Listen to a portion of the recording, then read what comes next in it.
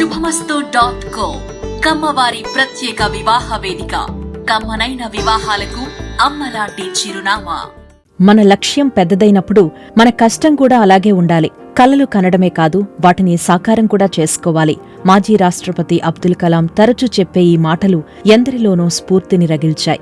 ఇప్పుడు మనం చెప్పుకోబోయే వ్యక్తి కమ్మకులంలో అతి సామాన్య రైతు కుటుంబంలో జన్మించి ఎవ్వరూ ఊహించని స్థాయిలో ఎదిగారు. కలలు కనడమే కాదు, వాటిని నిజం చేసుకునేందుకు వ్యూహాత్మకంగా ముందుకు కదిలారు. 600 రూపాయల వేతనంతో మొదలైన ఆయన ప్రస్థానం ఇప్పుడు 1000 కోట్ల టర్నోవర్కు చేరుకుంది. 1000 మందికి ఉపాధిని కూడా కల్పిస్తోంది. వ్యాపారం చెయ్యాలి, నలుగురికి ఉపాధి కల్పించాలి అనే లక్ష్యంతో ముందడుగేసిన ఆ వ్యక్తి ఇంజనీరింగ్ చదువును కూడా త్యాగం చేశారు. ఆయనే బిగ్ సి అధినేత బాలు చౌదరి. ప్రస్తుతం రియల్ ఎస్టేట్లోనూ సత్తా చాటుతున్న బిజినెస్ మ్యాన్. బాలు చౌదరి అంటే గుర్తుపడతారో లేదో కానీ బిగ్ సి అంటే తెలియని వారు ఉండరు. మొబైల్ ఫోన్ల రంగంలో అంతలా బ్రాండ్ను క్రియేట్ చేసిందా పేరు. ఎప్పుడూ మన వ్యాపారాన్ని బ్రాండే ముందుకు తీసుకువెళ్తుందని నమ్మే వ్యక్తి బాలు చౌదరి. నమ్మడమే కాదు, అది నిజమేనని నిరూపించారు కూడా. తాజాగా ఈయన సౌత్ పవర్ లిస్ట్ 100లో చోటు దక్కించుకున్నారు. దక్షిణాది రాష్ట్రాల నుంచి వేర్వేరు రంగాల్లో రాణిస్తున్న ప్రభావశీల వ్యక్తులకు ఈ అవార్డు దక్కింది. వ్యాపార రంగంలో సరికొత్త ఆలోచనలతో దూసుకుపోతున్న బాలు చౌదరి దుబాయ్లో ఈ అవార్డును స్వీకరించారు. ఈ పురస్కారానికి ఎంపికైన అతి కొద్ది మంది తెలుగువారిలో బాలు చౌదరి కూడా ఒకరు. ఈయన ఎదిగిన తీరు చూస్తే సౌత్ పవర్ లిస్ట్ 100లో చోటు దక్కడం సరైందే అనిపిస్తుంది. అంతలా స్ఫూర్తినిచ్చేలా ఉంటుంది బాలు చౌదరి సక్సెస్ స్టోరీ. చిత్తూరు జిల్లాలో ఓ కమ్మ కుటుంబంలో జన్మించారు బాలు చౌదరి. తండ్రి రైతు, గ్రామ సర్పంచ్గా కూడా పనిచేశారు. ఇక నలుగురు సోదరుల్లో చిన్నవాడు బాలు. దీంతో గారాబంగా పెంచారు.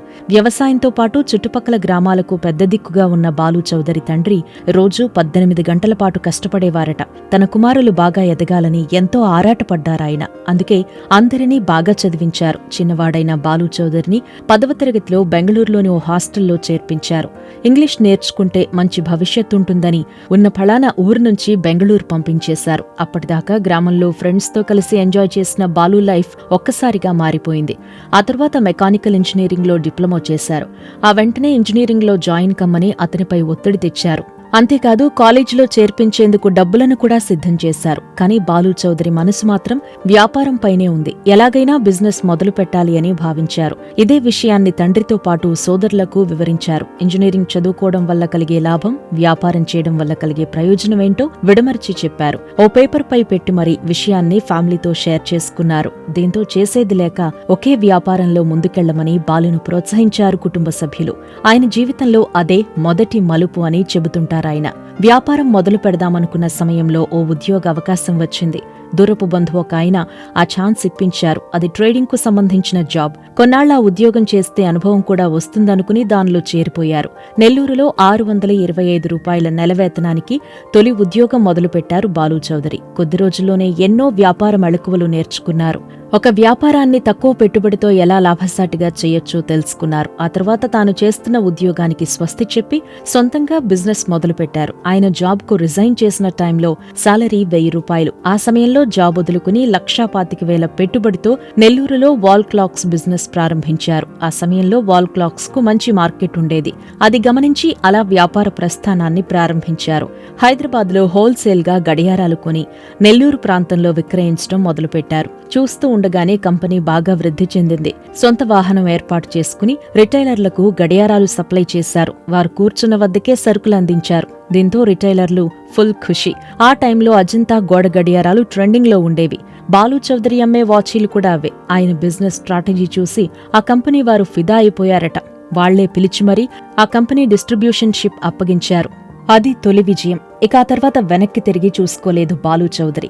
1992 నుంచి 2002 వరకు అప్రతిహతంగా వాల్ క్లాక్స్ వ్యాపారం చేశారు. అంతేకాదు, దానికి క్యాలిక్యులేటర్లు, ల్యాండ్ ఫోన్స్, చేతి గడియారాలను కూడా యాడ్ చేసి వ్యాపారాన్ని విస్తరించారు. దాదాపు 5 జిల్లాల్లో 450 మంది రిటైలర్లకు వాచీలను సప్లై చేశారు. ఆ రోజుల్లో ఆ ప్రాంతంలో ఏ వాచీ కావాలన్నా బాలు చౌదరి పేరే మార్మోగేది. అజంతా వాచీ కంపెనీకి అతిపెద్ద డిస్ట్రిబ్యూటర్గా అవతరించారు ఆయన. అలా ఆ వ్యాపారంలో మంచి పేరు, డబ్బు సంపాదించాక సెల్ ఫోన్ పై ఆయన దృష్టి పడింది. అప్పుడప్పుడే మొబైల్ సెక్టార్ ఎదుగుతున్న సమయం ఇది. దాన్ని పసిగట్టి ఆ వ్యాపారం సక్సెస్ అవుతుందని గ్రహించారు. రానున్న రోజుల్లో మొబైల్ ఫోన్ అనేది ప్రతి ఒక్కరికి అత్యవసర వస్తువుగా మారుతుంది అని తెలుసుకున్నారు. అలా 2002లో విజయవాడలో తొలి మొబైల్ షాప్ను ప్రారంభించారు. దాని పేరు బిగ్ సి. కావాలంటే ఆ షాప్కి ఏదో ఒక పేరు పెట్టుకోవచ్చు, కానీ యునిక్ గా ఉండాలి అనే ఆలోచనతో బిగ్ సి అనే పేరు తీసుకున్నారు. థింక్ బిగ్ అనే కాన్సెప్ట్ తో ముందుకెళ్లారు. అదే పేరు కొద్ది రోజుల్లోనే ఆయన ఊహించిన దానికంటే ఎక్కువగా బ్రాండ్ ను క్రియేట్ చేసింది. ఆ బిగ్ సి ఫస్ట్ బ్రాంచ్ విజయవాడలో ఏడాది తిరిగేలోపే టాప్ పొజిషన్ కు చేరుకుంది. ఇప్పటికీ ఆ స్థానంలోనే ఉంది.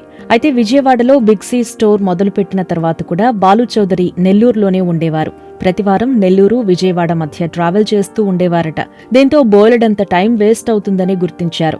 బిజినెస్ ఎక్స్పాన్షన్ కి ఇది ఆటంకంగా మారిందని భావించారు. వెంటనే హైదరాబాద్ షిఫ్ట్ అవ్వాలని నిర్ణయించి అక్కడికి వెళ్లారు. అలా 2004లో అమీర్పేట్లో తొలి బిగ్ సి బ్రాంచ్ మొదలుపెట్టారు. ఆ తర్వాత అన్ని వ్యాపారాలను హైదరాబాద్ నుంచే పర్యవేక్షించారు. అమీర్పేట్లో స్టోర్ మొదలైన తొలి రోజే దాదాపు 380 సెల్ ఫోన్లను అమ్మారు. దీపావళి సీజన్లో ఈ స్టోర్ను ప్రారంభించారు. ప్రారంభ ఆఫర్గా ఎవరు మొబైల్ కొంటే వారికి క్రాకర్స్ ఫ్రీ అనే ప్రకటన చేశారు. దీంతో బిగ్ సి అందరి దృష్టిలో పడింది. బిగ్ సి బ్రాంచ్ ఎక్కడ మొదలైతే అక్కడ కొత్త మార్కెట్ క్రియేట్ అవుతుందనే ప్రచారం జరుగుతుంది. అది నిజం కూడా. ఏ చిన్న పట్టణంలో బిగ్ సి మొదలైనా దాని పక్కనే చాలా షాపులు వచ్చేస్తున్నాయి. కొద్ది రోజుల్లోనే ఆ మార్కెట్ కాస్త మొబైల్స్ మార్కెట్ గా మారిపోతుంది. ఇదొక ట్రెండ్ అయిపోయింది. దీన్ని గర్వంగా చెప్పుకుంటారు బాలు చౌదరి. బ్రాండింగ్ పై ఫోకస్ చేస్తూ హీరోయిన్ చార్మీతో ప్రకటనలు చేయించుకున్నారు. అలా చూస్తుండగానే బిగ్ సి రికార్డులు క్రియేట్ చేసింది. 2006 నుంచి 2015 దాకా అప్రతిహతంగా సాగింది కంపెనీ ప్రస్థానం. ఎవరికి మొబైల్ ఫోన్ కావాలన్నా బిగ్ సికి వెళ్లాల్సిందే అన్నట్టుగా పరిస్థితి మారిపోయింది. బాలు చౌదరిని చూసి చాలా మంది మొబైల్ రిటైల్ సేల్లోకి అడుగుపెట్టారు. చైన్ స్టోర్స్ ను మొదలుపెట్టారు. అయినా బిగ్ సిని మాత్రం ఎవ్వరూ అందుకోలేకపోయారు. దీని వెనుక బాలు చౌదరి స్ట్రాటజీ కూడా ఉందనేది వాస్తవం. ఎందుకంటే ఐఫోన్ లాంటి కాస్ట్లీ ఫోన్లలో కొత్త మోడల్ రిలీజ్ అయిన రోజే అన్ని స్టోర్స్ లో అందుబాటులో ఉంచేవారు. ఆదిలాబాద్, శ్రీకాకుళం వంటి మారుమూల ప్రాంతాల్లో కూడా వీటిని ఫస్ట్ డేనే అమ్మేవారు. అంటే ఆయన మార్కెటింగ్ స్ట్రాటజీ ఎలాంటిదో మనం అర్థం చేసుకోవచ్చు. ఒక బిజినెస్ లో సక్సెస్ కాగానే మరో బిజినెస్ పై ఫోకస్ చేయడం బాలుకు అలవాటు. అలా మొబైల్ ఇండస్ట్రీలో సక్సెస్ అయ్యాక రియల్ ఎస్టేట్ లో అడుగుపెట్టారు. హైదరాబాద్ కేంద్రంగా ఆ వ్యాపారాన్ని మొదలుపెట్టారు. మంచి భూమి ఉన్న సమయంలో ఎంట్రీ ఇవ్వడంతో అక్కడ కూడా సక్సెస్ అయ్యారు. 2016లో మరో 3 మిత్రులతో కలిసి ఆనర్ హోమ్స్ అనే కంపెనీని మొదలుపెట్టి రియల్ ఎస్టేట్లో సత్తా చాటారు. తొలినాళ్లలో కన్స్ట్రక్షన్ వేరే వాళ్లకిచ్చినా ఆ తర్వాత దాన్ని కూడా బాలు చౌదరి అండ్ ఫ్రెండ్స్ చూసుకోవటం మొదలుపెట్టారు. అలా ఆనర్ హోమ్స్ ఇప్పుడు హైదరాబాద్ లో ట్రెండింగ్ లో ఉంది. మార్కెట్ డౌన్ ఉన్నప్పుడు ఇబ్బందులు ఎదురైనా మళ్లీ నిలబడగలిగారు బాలు చౌదరి. అలా మొబైల్ షాపులతో పాటు రియల్ ఎస్టేట్ లోనూ తనకంటూ ఓ బ్రాండ్ క్రియేట్ చేసుకున్నారు. ప్రస్తుతం బిగ్ సి టర్నోవరే 2000 కోట్ల పైనే ఉంటుందంటే ఆయన సక్సెస్ ఎలాంటిదో అర్థం చేసుకోవచ్చు. ఇక రియల్ ఎస్టేట్ గురించి నంబర్స్ లో చెప్పుకోలేం. ఇండియాలో మోస్ట్ పవర్ఫుల్ బిజినెస్ మ్యాన్ గా ఎదుగుతున్న ఈయన త్వరలో విదేశాల్లో కూడా వ్యాపారం ప్రారంభించాలి అనే సన్నాహాల్లో ఉన్నారట. అక్కడ కూడా సక్సెస్ కావాలని ఆకాంక్షిద్దాం. ఉద్యోగాల కోసం కంపెనీల చుట్టూ తిరిగే యువతకు ఈయన నిజమైన మార్గదర్శి. మన వద్ద స్ట్రాటజీ ఉండాలే కాని మనమే నలుగురికి ఉపాధి కల్పించవచ్చు అని నిరూపించారు బాలు చౌదరి. శుభమస్తు.co కమ్మవారి ప్రత్యేక వివాహ వేదిక. కమ్మనైన వివాహాలకు అమ్మలాంటి చిరునామా.